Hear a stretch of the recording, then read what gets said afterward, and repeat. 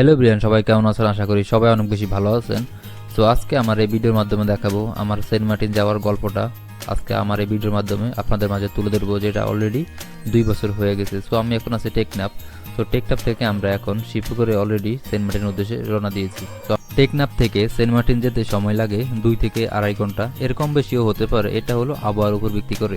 আড়াই ঘন্টা শিপের জার্নির পর আমরা এখন চলে আসলাম বাংলাদেশের সব থেকে সুন্দর দ্বীপ সেন্ট মার্টিন। বাংলাদেশের সুন্দর একটি দ্বীপ হলো সেন্ট মার্টিন। এটি আয়তনে 3 বর্গ মাইল বা 8 বর্গ কিলোমিটারের একটি ক্ষুদ্র দ্বীপ।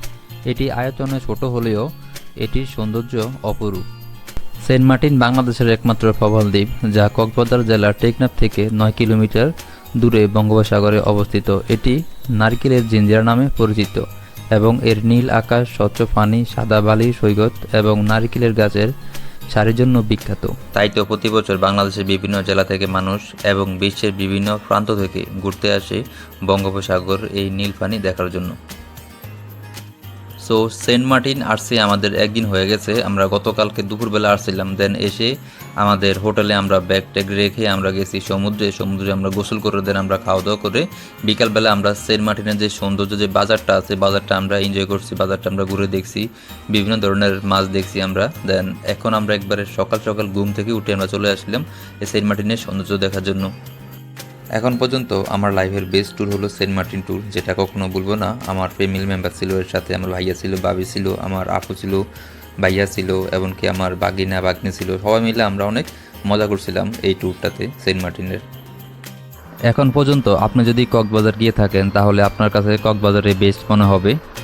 আর যদি আপনি সেন্ট মার্টিন গিয়ে থাকেন তাহলে এর কাছে কক্সবাজার কিছুই না। আসলে সেন্ট মার্টিন হলো একটা দ্বীপ আর কক্সবাজার হলো একটা সমুদ্র সৈকত। আর কক্সবাজার অনেক ভিড় থাকে, অনেক কোলাহল থাকে, আর সেন্ট মার্টিন একটা নীরব দ্বীপ, অনেক ভালো লাগে। মানে তেমন একটা মানুষ থাকে না, আপনি আপনার নিজের ইচ্ছা মতো এনজয় করতে পারবেন এবং সমুদ্র উপভোগ করতে পারবেন।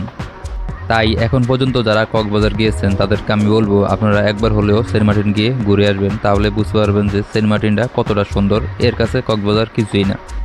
যদি আমার কাছে জিজ্ঞেস করেন যে পার্সোনালি আমার কাছে কোনটা ভালো লাগে, কক্সবাজার নাকি সেন্ট মার্টিন, তাহলে আমি বলবো আমার কাছে সেন্ট মার্টিন বেস্ট। সেন্ট মার্টিনের মতো সৌন্দর্য আমি কক্সবাজার গিয়ে কখনো পাইনি। আমার এই ভিডিওটা 2 বছর আগের। এখন সেন্ট মার্টিন যেতে হলে অনেক নিয়ম কানুন মানা লাগে, আর এখন সবাই যেতে পারে না, এখন সীমিত লোক যেতে পারে সেন্ট মার্টিন। তাই আমি সবাইকে বলবো যারা এখনও পর্যন্ত সেন্ট মার্টিন যাননি তারা অবশ্যই গিয়ে ঘুরে আসবেন। আশা করি আপনাদের কাছে অনেক ভালো লাগবে। আমাদের সেন্ট মার্টিন ভ্রমণ ছিল 2 দিনের। সো 2 দিনে আমরা অনেক এনজয় করছি। আমরা সেরা দ্বীপ, সবগুলো দ্বীপ আমরা ঘুরে আসছি, অনেক ভালো লাগছে। আসলে এই জার্নিটা আমার কখনো ভুলার মতো নয়, সবসময় মনে থাকবে। অনেক ভালো লাগছিল আমাদের সবার কাছেই। ইনশাল্লাহ আবার যদি সময় সুযোগ হয় তাহলে আবার কখনো যাব সেন্ট মার্টিন। সেন্ট মার্টিন ভ্রমণ ছিল আমার লাইফের বেস্ট একটি ভ্রমণ। এখন তো অনেক নিয়মকানুন দেওয়া আছে, এখন তো অল্প কয়েকজনের বেশি যেতে দেয় না, আবার গিয়ে আবার দিনে দিনে ফিরে আসা লাগে। সেন্ট মার্টিন ভ্রমণ তখনই মজা ছিল, তখন কোনো নিয়মকানুন ছিল না, তখন মানুষ নিজের ইচ্ছা মতো যেতে পারতো, থাকতে পারতো। এখন তো অনেক নিয়মকানুন দেওয়া হয়েছে। সবাইকে ধন্যবাদ ভিডিওটি দেখার জন্য। দেখা হবে নতুন একটি ভিডিওতে। সবাই ভালো থাকবেন, সুস্থ থাকবেন। আসসালামু আলাইকুম।